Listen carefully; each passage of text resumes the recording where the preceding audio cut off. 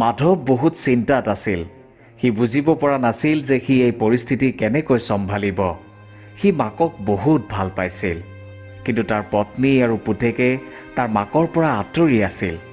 তাৰ কাৰণ আছিল এটাই, মাধৱৰ মাকৰ এটা চকু নাছিল আৰু লগতে তেওঁৰ কঁকালো পৰা আছিল। মাধৱৰ মাকক কামৰ ক্ষেত্ৰত কোনেও একো সহায় কৰিবলগীয়া নাছিল। তেওঁ নিজৰ সকলো কাম নিজেই কৰিছিল। তথাপি মাধৱৰ পত্নী আৰু ল'ৰাৰ কাৰণে মাক সদায় বেয়া আছিল, অশুভ আছিল। আইতা, তুমি ইয়াত এনেকৈ বহি নাথাকিবা, ওপৰৰ কোঠাটোলৈ যোৱা, মোৰ ফ্ৰেণ্ডছবিলাক আহি আছে। অৰ্ণৱে অলপ বিৰক্তি সুৰত আইতাকক ক'লে। কিন্তু শুন, মইতো বহুত দূৰত বহি আছোঁ। মাধৱৰ মাকে অৰ্থাৎ অৰ্ণৱৰ আইতাকে অতি মৰমেৰে অৰ্ণৱক ক'লে। নালাগে আইতা, তুমি ইয়াত নবহিবা, মোৰ ফ্ৰেণ্ডছৰ আগত তুমি নোলাবা, সিহঁতে মোক জোকায়। যোৱা যোৱা, তোমাক যাবলৈ কৈছোঁ নহয়, ওপৰলৈ যোৱা। এইবুলি অৰ্ণৱে এইবাৰ অলপ টান সুৰত ক'লে। কি হৈছে অৰ্ণৱ, কিয় ইমান চিঞৰিছা? মাধৱৰ পত্নীয়ে পাকঘৰৰ পৰাই মাত লগালে। চোৱা না মা, আইতা ইয়াত ড্ৰয়িং ৰুমত বহি আছে, মোৰ ফ্ৰেণ্ডছবোৰ আহি আছে, সিহঁতে আইতাক দেখিলে মোক জোকাব। অৰ্ণৱে এইবাৰ আপত্তি কৰা সুৰত মাকক ক'লে। তেতিয়া মাধৱৰ পত্নী নিবেদিতাই পুতেকৰ পক্ষলৈ ক'লে, মা, আপুনি কিয় আমাক প্ৰতিটো ক্ষেত্ৰতে লাজত পেলাব বিচাৰে? আপুনি ওপৰলৈ যাওকচোন, ওপৰলৈ যাওক। মাধৱৰ পত্নী নিবেদিতাৰ কথা শুনি বেচেৰী বিমলাই লাঠিডালৰ ওপৰত ভেজা দি মনে মনে ড্ৰয়িং ৰুমৰ পৰা ওপৰ মহলাত থকা কোঠালৈ যাবলৈ ধৰিলে। কঁকাল পৰা বাবে তেওঁ ওপৰলৈ যাবলৈ কষ্ট পাইছিল। তথাপি কিছু সময়ৰ পিছত ওপৰলৈ গৈ একাষৰীয়াকৈ থকা এটা কোঠাত অকলে বহি থাকিল। মাধৱে ড্ৰয়িং ৰুমৰ কাষতে থকা কোঠাটোৰ পৰা সকলো শুনি আছিল। সি কষ্ট পাইছিল যে তাৰ মাকে প্ৰতিটো ক্ষেত্ৰতে অপমানিত হ'ব লগা হৈছিল, কিন্তু সি অসহায় আছিল। ৰাতি মাধৱৰ পত্নী নিবেদিতাই ক'লে, মাধৱ চোৱা, এতিয়া তুমিয়েই কিবা এটা কৰা। কালি তোমাৰ কালেক্টৰ চাহাবৰ পত্নী আমাৰ ঘৰলৈ আহিছিল। তোমাৰ মাৰাই গাঁৱলীয়া পোছাকতে তেওঁৰ আগত গৈ ওলাল। তেতিয়া মই তেওঁক মোৰ শাহুমা বুলি চিনাকি কৰি দিবলৈ বৰ লাজ পাইছিলোঁ। সেয়েহে মই দূৰ সম্পৰ্কীয় কোনোবা বেমাৰ হৈছে, ডক্তৰক দেখুৱাবলৈ আহিছে বুলি ক'লোঁ। পত্নী নিবেদিতাৰ কথা শুনি মাধৱৰ হৃদয় কান্দি উঠিছিল। তথাপি সি তাৰ পত্নীৰ কথাত একো উত্তৰ নিদিয়াকৈ মনে মনে থাকিল। বেচেৰা মাধৱ এগৰাকী প্ৰশাসনিক বিষয়া হৈও পত্নীৰ ওপৰত একো মাত মাতিব পৰা নাছিল। তাৰ প্ৰথম কাৰণটো হ'ল তাৰ পত্নী নিবেদিতাৰ ঘৰখন অতি ধনী আছিল আৰু তাইৰ দেউতাক আৰু ককায়েক বহু উচ্চ পৰ্যায়ৰ বিষয়া আছিল। পত্নীৰ ওপৰত মাত মাতি কিবা এটা যদি কৰিবও খোজে তেন্তে ওলোটাই সিহে বিপদত পৰিব। আৰু দ্বিতীয় কাৰণটো হ'ল তাৰ ল'ৰা অৰ্ণৱ। যিমান যি হ'লেও সি সদায় মাকৰ পক্ষতেই থাকে। পত্নীৰ ওপৰত কথা ক'লে সি এক প্ৰকাৰ সকলো হেৰুৱাব লাগিব। সেয়েহে সি প্ৰতিদিনে মাকৰ লগত হোৱা অপমানৰ কথা সহ্য কৰি গৈ আছিল। মাধৱে বহু সময় একো নোকোৱা বাবে নিবেদিতাই সুধিলে, তুমি একো নকলা যে? নহ'লে এটা কাম কৰিব পাৰি দেখোন। তেতিয়া মাধৱে সুধিলে, কি কাম? মাক নহ'লে বৃদ্ধাশ্ৰমতে থৈ আহা। বৃদ্ধাশ্ৰমত মা ভালকৈ থাকিব পাৰিব। মাহে মাহে আমি পইচা পাতিটো পঠিয়ামেই। তেতিয়া মাধৱে ক'লে, এয়া তুমি কি কৈছা নিবেদিতা? তেওঁ মোৰ মা, আৰু মাক বৃদ্ধাশ্ৰমত থোৱা বুলি ওচৰ চুবুৰীয়াই গম পালে কি বুলি ক'ব? যে এগৰাকী IAS বিষয়াই নিজৰ মাকক লগত ৰাখিব নোৱাৰি বৃদ্ধাশ্ৰমত থৈছে। তেতিয়া নিবেদিতাই ক'লে, ওচৰ চুবুৰীয়াৰ কথা বাদ দিয়া। আজিকালি কোনেও কাৰো কথা খুচৰি সুধি নাথাকে, আৰু কাৰ কিমান সময় আছে এইবোৰ কৰিবলৈ। আৰু চোৱা, মাক দেখিলে মোৰ মূৰটো সদায় গৰম হৈ থাকে, আৰু অৰ্ণৱেও ভাল নাপায়। তুমি এবাৰ তোমাৰ ল'ৰাটোৰ কথা চিন্তা কৰাচোন। এইবাৰ মাধৱে একো নামাতিলে, একো উত্তৰ নিদিলে। পিছদিনা মাধৱ অফিচৰ পৰা সন্ধিয়া ঘৰলৈ অহাৰ পিছত নিবেদিতাই মাধৱক চাহ পানী দিলে আৰু ক'লে, মাধৱ, কথাটো চিন্তা কৰিলানে? তেতিয়া মাধৱে সুধিলে, কি কথা? তেতিয়া নিবেদিতাই ক'লে, কিয় কালি ৰাতি কোৱা কথাটো পাহৰিলাই নেকি? তেতিয়া মাধৱে ক'লে, নাই পাহৰা। অফিচতো এই কথাটোৱে মোক আমনি কৰি আছিল। কোৱাচোন, মাৰ পৰা তুমি আৰু অৰ্ণৱে কি অসুবিধা পাইছা? সেইখিনি যদি মই সমাধান কৰোঁ তেতিয়াতো কোনো সমস্যা নাই। তেতিয়া নিবেদিতাই অলপ খঙতেই ক'লে, তোমাৰ মাৰাৰ পৰা কি অসুবিধা পাইছোঁ সেইবোৰ ক'বলৈ গ'লে এখন দীঘলীয়া লিষ্ট হ'ব, আৰু এনেও তোমাক দেখোন কৈছোৱেই কি অসুবিধা পাইছোঁ। মুঠতে এগৰাকী গাঁৱলীয়া অশিক্ষিত মানুহ আমাৰ চকুৰ আগত থকাটো আমি অৰ্ণৱ আৰু মই বিচৰা নাই। তাতে তোমাৰ মাৰ এটা চকু নাই, কঁকালো পৰা, হাউলি হাউলি খোজ কাঢ়ে। ৰাতিপুৱা শুই উঠি এনে মানুহ দেখাটো বহু মানুহে অশুভ বুলি কয়। নিবেদিতাৰ কথা শুনি মুহূৰ্ততে মাধৱৰ হৃদয় ভাঙি চুৰমাৰ হৈ গ'ল। সি যেন জোৰে জোৰে চিঞৰি চিঞৰি কান্দিব এনেই লাগিছিল। লগে লগে মাধৱে সিদ্ধান্ত ল'লে যে সি তাৰ মাকক বৃদ্ধাশ্ৰমতেই থৈ আহিব। কাৰণ মাক ইয়াত থাকিলে মাকে সদায় অপমানিত হৈ থাকিব লাগিব, দুখ পাই থাকিব। তাতকৈ আশ্ৰমত থাকিলে অন্তত অন্য মানুহ দুনুহ পাব, কথা পাতিব পাৰিব, মনটোও ভাল লাগিব। কিন্তু মোৰ মনটো, ঠিক আছে, মই কালিলৈয়ে মাক বৃদ্ধাশ্ৰমত থৈ আহিম, মাধৱে সেমেকা চকুৰে নিবেদিতাক ক'লে। মাক বিমলা দেৱীয়ে মাধৱ আৰু নিবেদিতাৰ এই সকলো কথা শুনি আছিল। তেওঁ পুতেক মাধৱৰ মনস্থিতি ভালকৈ বুজিব পাৰিছিল আৰু পুতেকে যাতে কোনো মনোকষ্ট নাপায় তাৰ বাবে তেওঁ নিবেদিতা আৰু নাতি ল'ৰা অৰ্ণৱে কোৱা কথাবোৰ কোনো আপত্তি নকৰাকৈ মানি লৈছিল।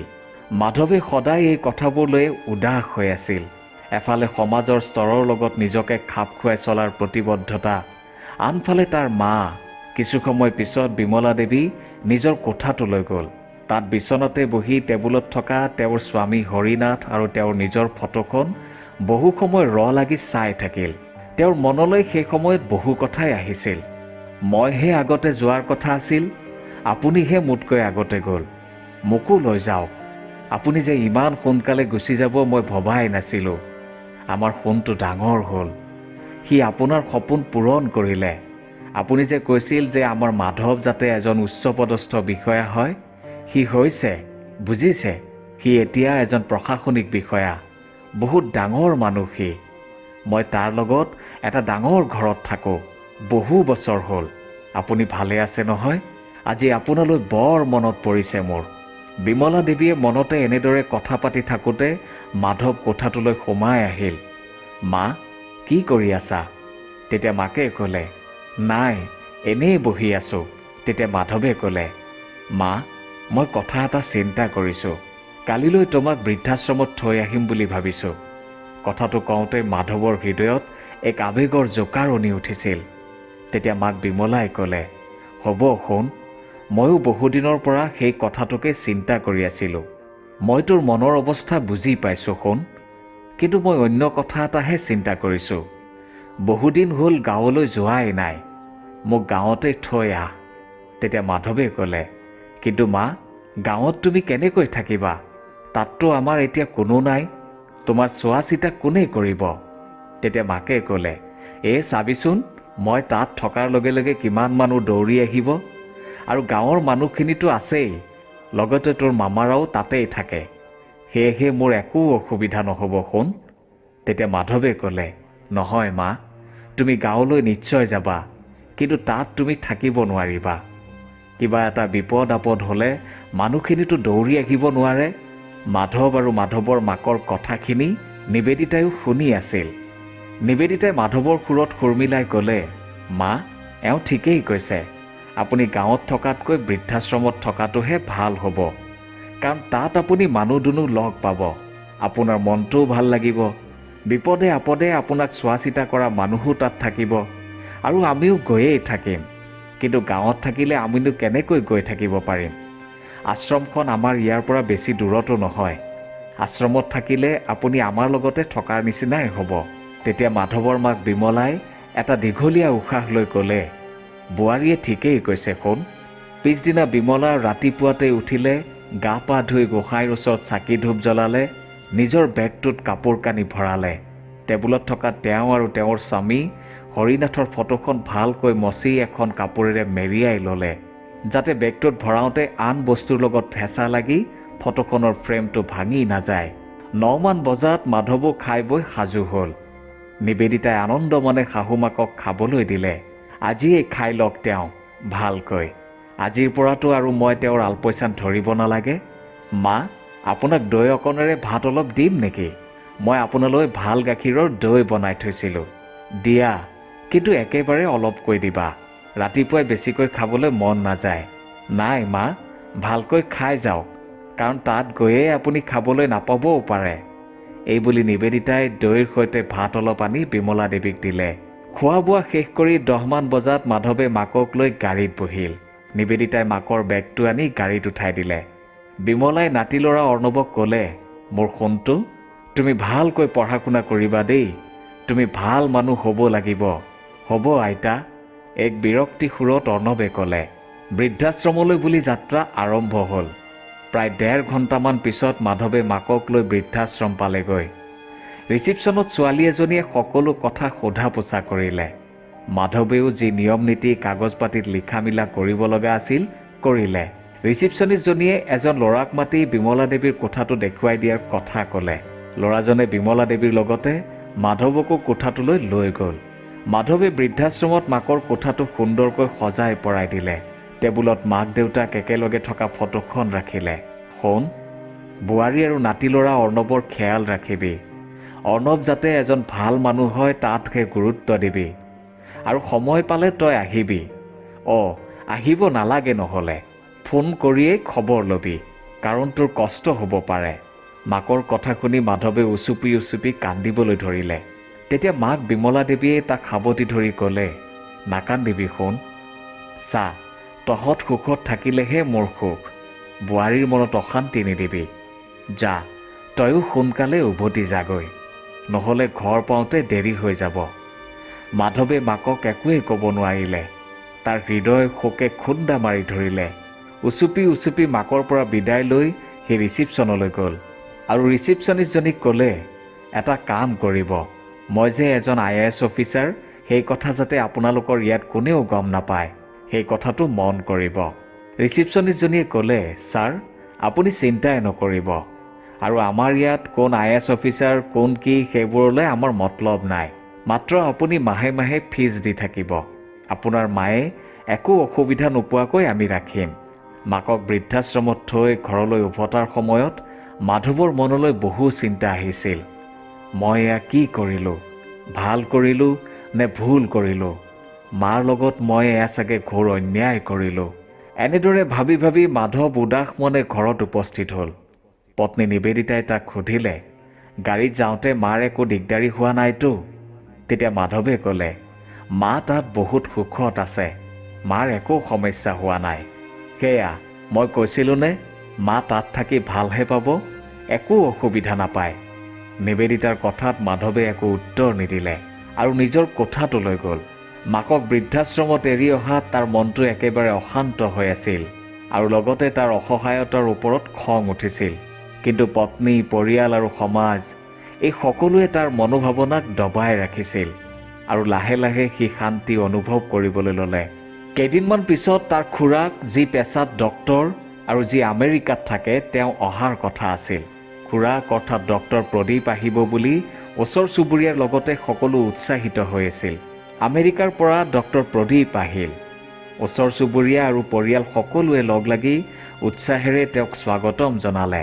এইবাৰ ডক্টৰ প্ৰদীপ বহুদিনৰ মূৰত আহিছিল। কি হ'ল মাধৱ, বৌ অৰ্থাৎ তোৰ মাৰা ক'ত? বহু সময় হ'ল বৌক দেখা নাই যে? ডক্টৰ প্ৰদীপে উৎসুকতাৰে কথাটো সুধিলে। কথাটোৰ উত্তৰ দিবলৈ মাধৱৰ পত্নী নিবেদিতাই খৰধৰকৈ ক'লে, আছে খুৰা, আছে। তেওঁ সম্বন্ধীয় মানুহ এঘৰলৈ গৈছে। তেতিয়া ডক্টৰ প্ৰদীপে ক'লে, কি? তেওঁ মই আহিম বুলি গম পোৱা নাই নেকি? মই অহা গম পালে তেওঁতো কেতিয়াও কলৈকো নেযায়। তেতিয়া মাধৱে ক'লে, আছে খুৰা, আপুনি আগত চাহপানী খাই লওকচোন। ওচৰ চুবুৰীয়া যোৱাৰ পিছত মাধৱে ক'লে, আচলতে খুৰা, মা বৃদ্ধাশ্ৰমত আছে। কি? বৃদ্ধাশ্ৰম? এই কথা শুনি ডক্টৰ প্ৰদীপ আচৰিত হৈ পৰিল। আচলতে খুৰা, মাৰ আমাৰ লগত থাকি মন বহা নাছিল। নিবেদিতাই অলপ ভয়ে ভয়ে উত্তৰ দিলে। আনফালে মাধৱেও তলমূৰ কৰিলে। তেতিয়া ডক্টৰ প্ৰদীপে ক'লে, মই আৰু একো কথাই নুশুনো। মাধৱ, মোক কালিলৈ বৌৰ ওচৰলৈ লৈ যাবি। কিন্তু খুৰা, মই একো কিন্তু চিন্তু নাজানো। মুঠতে মই কালিলৈ বৌৰ ওচৰলৈ যাম। কিন্তু খুৰা, মোৰ কালিলৈ এখন জৰুৰী মিটিং আছে। তোৰ মিটিং চিটিং, এই মুহূৰ্তত মাৰাক লগ কৰিবলৈ যোৱাটো তোৰ মিটিঙতকৈ বহুত জৰুৰী। পিছদিনা বিমলা দেৱীক লগ কৰিবলৈ সকলো বৃদ্ধাশ্ৰমলৈ গ'ল। কোঠাটোত সোমাই তেওঁলোকে দেখিলে যে বিমলা দেৱীৰ বহুত জ্বৰ উঠিছে আৰু তেওঁ বিচনাত এক অসহায় অৱস্থাত পৰি আছিল। বৃদ্ধাশ্ৰমৰ সেৱক সেৱিকাসকল আছিল যদিও কিবা এটা যেন উকা হৈ আছিল। ডক্টৰ প্ৰদীপে দৌৰি গৈ বিমলা দেৱীৰ ভৰি দুখনত মূৰটো থৈ কান্দিবলৈ ধৰিলে। তেওঁ বিমলা দেৱীৰ এই অৱস্থাৰ কথা কল্পনাই কৰিব পৰা নাছিল। বাহ মাধৱ, বাহ, তইতো নাম উজ্বলাই তুলিছ। মাৰাৰ এই অৱস্থা দেখি তোৰ লাজো লগা নাই চাগে, ডক্টৰ প্ৰদীপে অলপ টান সুৰত ক'লে। তেতিয়া বিমলা দেৱীয়ে মাধৱক বচাই ক'লে, নাই প্ৰদীপ, মাধৱৰ গাত একো দোষ নাই। মইহে নিজেই এই সিদ্ধান্ত লৈছোঁ। মই সকলো গম পাইছোঁ বৌ, তুমি মনে মনে থাকা। কি বোৱাৰী, তোমাৰ শাহুৰ কুৰূপটো তোমাৰ পচন্দ হোৱা নাই নহয়নে? সমাজত চাগে তুমি তোমাৰ শাহুক লৈ লাজ পোৱা নহয়নে? এই বুলি কৈ খুৰাকে নিবেদিতাৰ ফালে অলপ ব্যংগ ভাৱত চালে। নিবেদিতাই নিৰুত্তৰ হৈ মাধৱৰ ফালে চাই ৰ'ল। আজি তোমালোক সমাজৰ যিটো স্তৰত আছা, সেইটো এই মানুহজনীৰ সংঘৰ্ষৰ দান। তহঁতৰ কাৰণে এই মানুহজনীয়ে কি কৰা নাই, কিমান ত্যাগ কৰিছে দাদা আৰু বৌৱে, সেয়া তহঁতে ইমান সোনকালে পাহৰি যাবি বুলি মই সপোনতো ভবা নাছিলোঁ। বোৱাৰী, তুমি তোমাৰ শাহুক এবাৰ সুধিছানে যে তেওঁৰ এটা চকুৰ কি হ'ল আৰু তেওঁ আগফালে কিয় হাউলি খোজ কাঢ়ে? ক'ত সুধিবা? তুমিতো তোমাৰ শাহুমাক কুৰূপহে দেখা। শুনা, তোমাৰ শাহুৰ এই অৱস্থা বয়সৰ বাবে হোৱা নাই। মাধৱ, তোৰ চাগে মনত নাই আৰু মনত নাথাকিব, কাৰণ তোৰ তেতিয়া বয়স মাত্ৰ এবছৰ। মাজতে বিমলাই থোকাথুকি মাতেৰে মাত লগালে, হ'ব প্ৰদীপ। আৰু কথাখিনি শেষ নহওঁতেই ডক্টৰ প্ৰদীপে ক'লে, নাই বৌ, ইহঁতে কথাবোৰ জানিবই লাগিব, জনাটো উচিত। এবাৰ তই ঘৰৰ চোতালতে খেলি থাকোঁতে চকু এটাত দুখ পাইছিলি আৰু তোৰ মেৰুদণ্ডত সমস্যাৰ সৃষ্টি হৈছিল। তেতিয়া তোৰ এই কুৰূপ মাৰাই নিজৰ এটা চকু আৰু বন মেৰু দি তোক দেখিবলৈ ধুনীয়া কৰিছিল, আৰু তহঁতে এইজনী মানুহক অন্তৰত দুখ দি এই অৱস্থা কৰিছ। ভগৱানে তহঁতক কেতিয়াও ক্ষমা নকৰে। ডক্টৰ প্ৰদীপৰ চকুৰে অশ্ৰুধাৰা বৈ আহিছিল। বৌ, তুমি এতিয়া মোৰ লগত আমেৰিকালৈ যাব লাগিব। তুমি এতিয়াৰে পৰা মোৰ লগতে থাকিবা, এনেকুৱা স্বাৰ্থপৰ মানুহৰ লগত নহয়। এই বুলি ডক্টৰ প্ৰদীপে বিমলা দেৱীক ক'লে। খুৰাক প্ৰদীপৰ কথা শুনি মাধৱৰ এনে লাগিছিল যে এই সংসাৰত তাতকৈ আৰু পাপী কোনো নাই। সি দৌৰি গৈ মাকৰ ভৰি দুখন সাবটি ধৰিলে। মা, মই আজি আৰু একো নকওঁ। মোৰ অপৰাধ অক্ষমনীয়। মই জানি বুজি ডাঙৰ ভুল কৰিছোঁ আৰু তোমাক অপমানিত কৰাত সহায় কৰিছোঁ। এতিয়াৰে পৰা কেৱল তুমিহে মোৰ লগত সেইখন ঘৰত থাকিবা। মোক মোৰ পত্নী আৰু পুত্ৰৰ কোনো প্ৰয়োজন নাই। এই বুলি মাধৱে আগ্নেয় দৃষ্টিৰে নিবেদিতা আৰু পুত্ৰ অৰ্ণৱলৈ চালে। আনফালে এই সকলোবোৰ দেখি শুনি নিবেদিতাও অনুতপ্ত হৈ পৰিছিল, কিন্তু তাইৰ সাহস হোৱা নাছিল যে তাই কেনেকৈ শাহুমাকৰ চকুলৈ চাব। তেতিয়া বিমলা দেৱীয়ে বোৱাৰী নিবেদিতাৰ মনোস্থিতিৰ কথা বুজিব পাৰি ইংগিতেৰে তেওঁৰ ওচৰলৈ মাতিলে আৰু মাধৱক টান সুৰত ক'লে, খবৰদাৰ, যিয়ে মোৰ বোৱাৰীক মোৰ পৰা আঁতৰ কৰাৰ কথা ক'ব, মই তাকেই ঘৰৰ পৰা উলিয়াই দিম। তেতিয়া খুৰাক প্ৰদীপে ক'লে, মাধৱ, আৰু এটা কথা আছে, যিটো কথা জানিলে তোৰ ভৰিৰ তলৰ মাটি খহি পৰিব। তেতিয়া বিমলাই জোৰকৈ তেওঁৰ দেৱৰ প্ৰদীপক ক'লে, প্ৰদীপ, ঠিক আছে মাধৱ, প্ৰয়োজন হ'লে এই কথাটো তোৰ মাৰাই তোক নিজেই ক'ব। তেতিয়া মাধৱে ক'লে, মই বুজি পাইছোঁ খুৰা। আনফালে নিবেদিতা আৰু অৰ্ণৱে বিমলাৰ ভৰিত ধৰি তেওঁক কৰা ব্যৱহাৰৰ বাবে ক্ষমা বিচাৰিলে আৰু মাকৰ হৃদয়ে সকলোকে ক্ষমা কৰি বুকুত সুমুৱাই ল'লে। তাৰ পিছত মাকক লগত লৈ সকলো ঘৰলৈ গুচি আহিল। প্ৰিয় দৰ্শক, এয়াই আছিল এটা অতি হৃদয়স্পৰ্শী কাহিনী। কাহিনীটো শুনি আপুনি কেনেকুৱা পালে? আপোনাৰ মতামত জনাবলৈ নাপাহৰিব আৰু ভিডিঅ'টো যিমান পাৰি শ্বেয়াৰো কৰিব আৰু চাই থাকিব মটিভেটৰ নিৰঞ্জনৰ মটিভেশ্যন। ধন্যবাদ।